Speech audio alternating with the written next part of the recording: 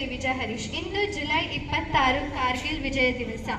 ಕಾರ್ಗಿಲ್ ಯುದ್ಧ ಈ ಪದವೇ ಭಾರತೀಯರನ್ನು ರೋಮಾಂಚನಗೊಳಿಸುತ್ತದೆ. ಭಾರತೀಯ ಸೈನಿಕರ ಹೋರಾಟದ ಛಲ ಹಾಗೂ ಶಕ್ತಿಗೆ ಸಾಕ್ಷಿಯಾದ ಯುದ್ಧವೇ ಕಾರ್ಗಿಲ್ ಯುದ್ಧವಾಗಿದೆ. ಭಾರತ ಹಾಗೂ ಪಾಕಿಸ್ತಾನದ ನಡುವೆ ನಡೆದ ಈ ಯುದ್ಧದಲ್ಲಿ ಭಾರತ ವಿಜಯವಾದ ಸವಿನೆನಪಿಗಾಗಿ ಈ ದಿನವನ್ನು ಆಚರಿಸುತ್ತಾರೆ.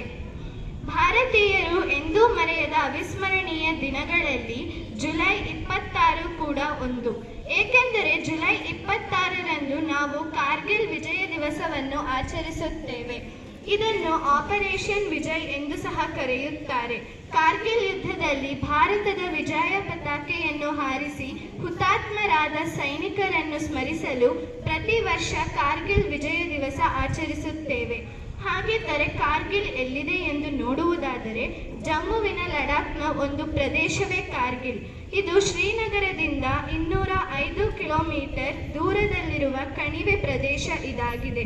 1990ರ ಮೇ ತಿಂಗಳಲ್ಲಿ ಪಾಕಿಸ್ತಾನ ಹಾಗೂ ಭಾರತದ ನಡುವೆ ಆರಂಭವಾದ ಕಾರ್ಗಿಲ್ ಯುದ್ಧವು ಜುಲೈ ಅಂತ್ಯದವರೆಗೂ ನಡೆಯಿತು.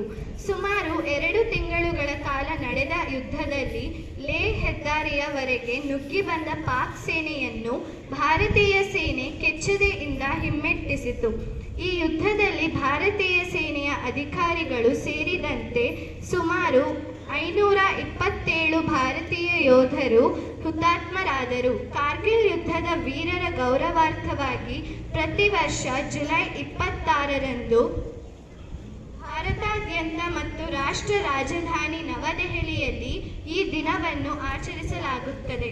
ಭಾರತದ ಪ್ರಧಾನಮಂತ್ರಿ ಪ್ರತಿ ವರ್ಷ ಇಂಡಿಯಾ ಗೇಟ್ನಲ್ಲಿರುವ ಅಮರ್ ಜವಾನ್ ಜ್ಯೋತಿಯಲ್ಲಿ ಸೈನಿಕರಿಗೆ ಗೌರವ ಸಲ್ಲಿಸುತ್ತಾರೆ.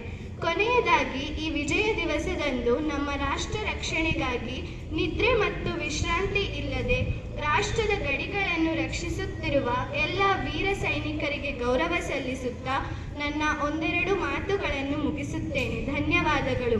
ಬೋಲೋ ಭಾರತ್ ಮಾತಾ ಕಿ ಜೈ.